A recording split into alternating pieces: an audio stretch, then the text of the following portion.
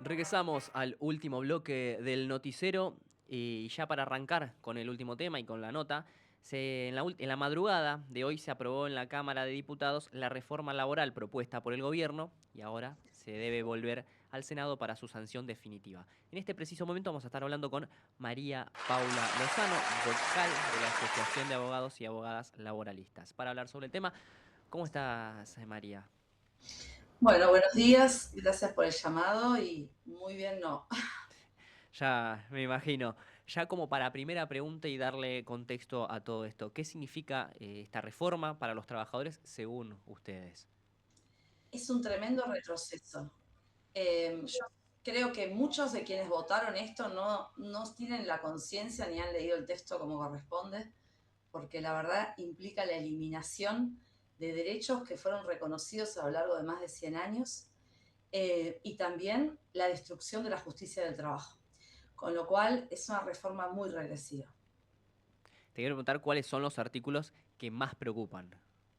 Hay un montón, puedo nombrarte la extensión de la jornada, hay distintas modificaciones en donde se corren los límites diarios de la jornada, pudiendo trabajar hasta 8 horas. Esta creación del llamado banco de horas a través del supuesto acuerdo individual de las partes, en realidad impediría cobrar horas extras, pero peor aún, significaría estar a disposición del requerimiento del empleador. Por ejemplo, un día te dicen, bueno, no te necesito hoy, andate antes, mañana 2 horas antes, y después cuando puedas no, cuando necesitemos, recuperar las 3 horas. Y eso lo que hace es que la persona no puede organizar su vida por fuera del empleo. Si estudia, si tiene familiares para cuidar, afecta especialmente a las mujeres y disidencias que tenemos la carga, en su mayoría, ¿no? Esto no digo en todos los casos, pero en su mayoría la carga del trabajo de cuidado recae sobre mujeres y esto va prácticamente a ser imposible poder congeniar los cuidados con una jornada de este tipo.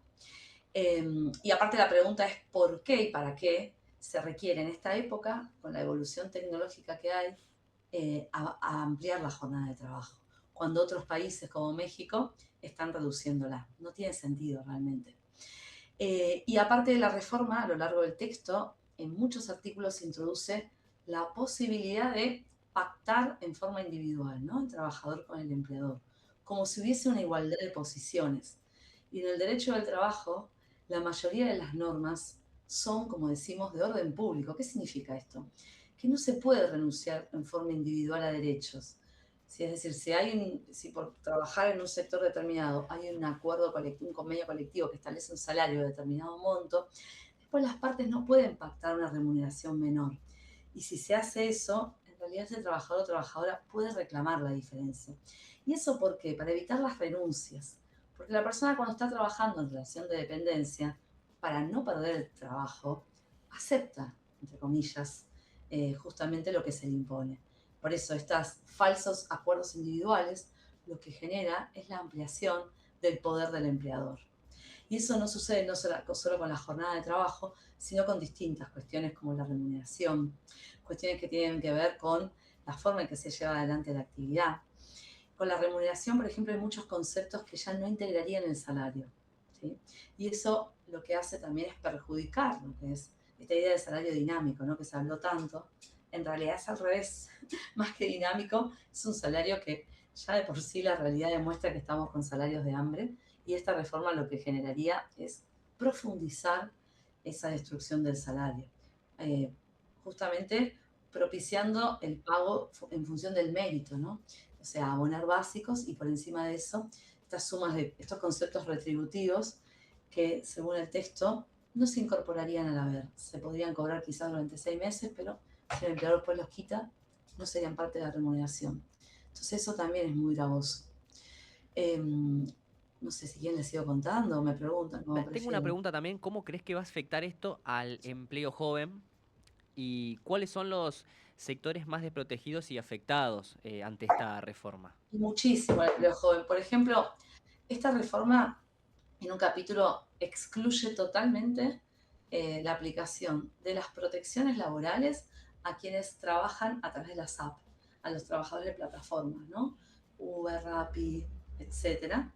directamente los coloca en carácter, les reconoce un carácter de autónomos o monotributistas sin derechos laborales.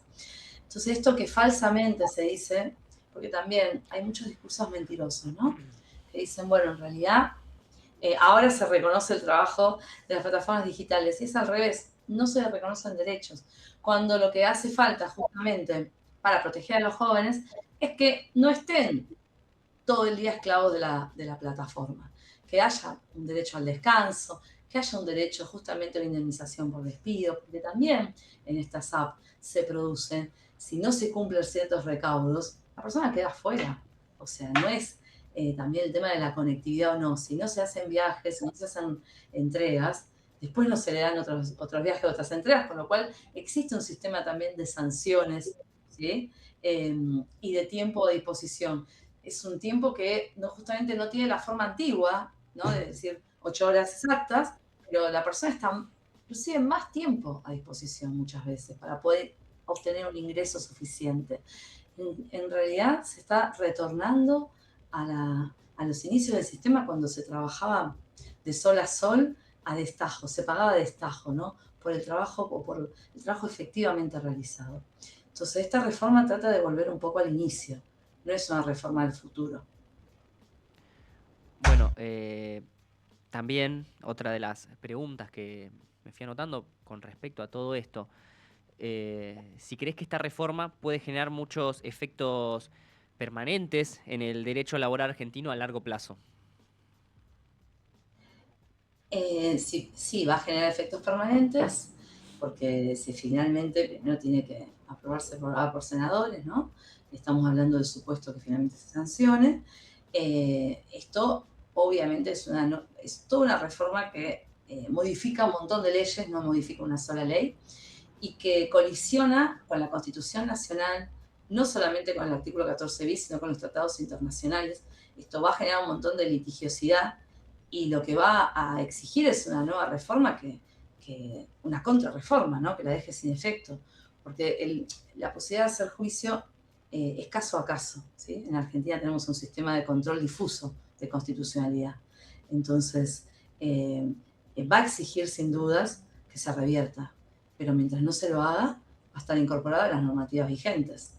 Una normativa que va a chocar con la ley fundamental, con lo cual eso va a generar mayor litigiosidad, al revés de lo que se dice. ¿Qué consecuencias tendría esto en los sindicatos? Bueno, es todo otro capítulo muy profuso. Afecta múltiples derechos de índole colectiva. Es como que en esta reforma se intenta que los sindicatos pierdan sus herramientas. Y pensemos que el sindicato tiene una función que es mejorar las condiciones de vida de sus trabajadores representados. Tiene una función social también.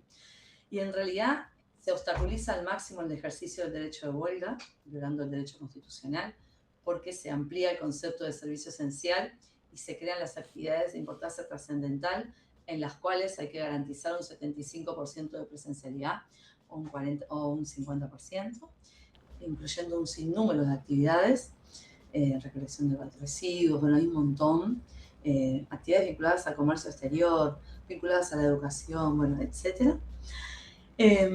Por otra parte, se dificulta el ejercicio de la acción gremial en el lugar de trabajo, las asambleas, que es un espacio democrático en donde los trabajadores se reúnen y pueden conversar sobre sus necesidades y sus reivindicaciones, pasan a ser algo que están sujetas a la autorización del empleador. Si se obstaculizan o no la producción, no sé, el empleador podría negarse a otorgarle el tiempo para la asamblea, y eso es un problema, porque en realidad, obviamente que el empleador en lo inmediato va a preferir que no haya una asamblea, pero esa asamblea canaliza de un modo democrático lo que es el conflicto social. Entonces, tienen una función.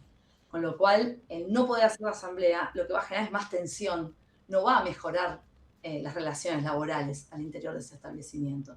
Lo mismo la negociación colectiva, que es algo tan importante. La posibilidad de que los trabajadores, a través de sus organizaciones, como son los sindicatos, negocien y discutan con las patronales también, con sus entidades representativas, cuestiones que hacen a las relaciones laborales, lleguen a un acuerdo y eso se plasma en una norma que es un contrato, un convenio colectivo de trabajo, que una vez homologado tiene carácter de ley. Bueno, ahora se le va a dar prevalencia al convenio de empresa, o de establecimientos por sobre el convenio más general de actividad. ¿Por qué esto es grave? Porque esto lo que hace es diseminar, ¿sí?, lo que son las condiciones laborales, fragmenta. En realidad, en Argentina tenemos un sistema muy valorado, inclusive a nivel internacional, siempre nos miran por eso, porque tenemos ese convenio de actividad. Todos los trabajadores que trabajan en, no sé, en la construcción, en en la actividad metalúrgica, en la alimentación, se guían por convenios tanto de actividad o sectoriales o por rama. Y después, por empresa, se pueden mejorar esos pisos reconocidos en el convenio general. Y esa es una forma de articulación muy protectora de la negociación colectiva. Y eso ahora también se modifica. Otra de las preguntas también, antes de ir cerrando, ¿cómo afectaría esto a las mujeres y a las diversidades también? ¿Cómo crees que afecta? Afecta muchísimo. Por un lado, esta reforma es una reforma que propicia la precarización laboral y el fraude, porque también hay un montón de normas que lo que hacen es dilucidar las responsabilidades de quienes se benefician del trabajo, como son las cuestiones vinculadas a la tercerización. Y las mujeres en general trabajamos en actividades tercerizadas, puestos de limpieza, puestos de administración. Eso va a perjudicar muchísimo. Y fundamentalmente lo que hace a la jornada de trabajo. La jornada de trabajo ya de por sí se dice que las mujeres, o decimos, hacemos una doble jornada, ¿no? ¿A qué se le llama la doble jornada? Es todo ese trabajo que se hace por fuera del empleo que tiene que ver con los cuidados, actividad socialmente imprescindible, pero que en la distribución es, digamos, sobrecae más en las mujeres en las diversidades. Al tener que trabajar más horas, al tener que estar a disposición sin límite en la jornada, va a dificultar al extremo el poder cuidar. Tenés que ir a buscar a un hijo o una hija al colegio, tenés que llevarlo a algún lugar, y todo eso se va a complicar muchísimo. Por eso esta reforma va a afectar fundamentalmente el acceso al empleo de las mujeres trabajadoras. Es realmente un problema gravísimo. Ya de por sí hay brechas actualmente en lo que hace al acceso al empleo, lo que hace a la remuneración. Las mujeres acceden menos al empleo que los varones, y especialmente cuando se accede a puestos de trabajo, se lo hacen en empleos que tienen peores salarios. Bueno, toda esta línea de salario dinámico por mérito, que muchas veces seguramente va a estar asociada a la posibilidad de estar todo el día a disposición, bueno, a la mujer que tiene que irse porque tiene que ir a cuidar a su hijo o su hija, o tiene que cumplir con otra función, le va a afectar especialmente. Con lo cual es una reforma muy gravosa en materia de géneros. Bueno, te quiero preguntar la última, ya antes de ir cerrando esta nota, ¿cómo continúa la situación a futuro y qué posibilidad hay que se declare anticonstitucional? Bueno, a nivel judicial, sin dudas que va a haber muchos aspectos de la norma que se va a declarar inconstitucional. Ya fui diciendo algunos. Sin dudas que el tema, todos los derechos vinculados a lo colectivo, especialmente la no posibilidad de ejercer el derecho de huelga o contradecir la Constitución, es inconstitucional, y hay un montón de ejemplos más. Pero cómo continúa, los trabajadores y las trabajadoras van a seguir luchando por sus derechos, porque esto sucedió siempre. No es que no se va a hacer más una huelga. El problema es que no va a tener un cauce legítimo como existe actualmente, va a generar más conflictividad esto. Entonces va a agudizar el conflicto, no va a dar una solución. Con lo cual yo lo que vislumbro es una situación muy negativa. Bueno, María, te agradezco por esta nota, por este tiempo.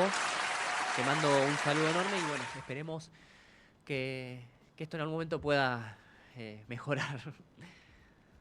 Así esperamos, esperemos que no se apruebe, aunque ya está todo, parecería que sí, y sin dudas que mejore, que se pueda revertir alguna vez. Un abrazo grande y buen fin de semana. Gracias, muchas gracias. Gracias. Bueno, ahí pasaba María Paula Lozano, vocal de la Asociación de Abogados y Abogadas Laboralistas, para hablar sobre la reforma laboral. Y de esta forma ya vamos dándole punto final a otra emisión del Noticero, como siempre aquí a través de Punto Cero todos los viernes de 10 de la mañana a 12 del mediodía. Mi nombre es Samuel Córdoba, quiero saludar a Nahuel Isela, a Lucía Fidalgo y a todos nuestro equipo completo de columnistas. Un abrazo enorme, abrazo también a ustedes, un saludo, que tengan buen fin de semana y hasta la semana que viene.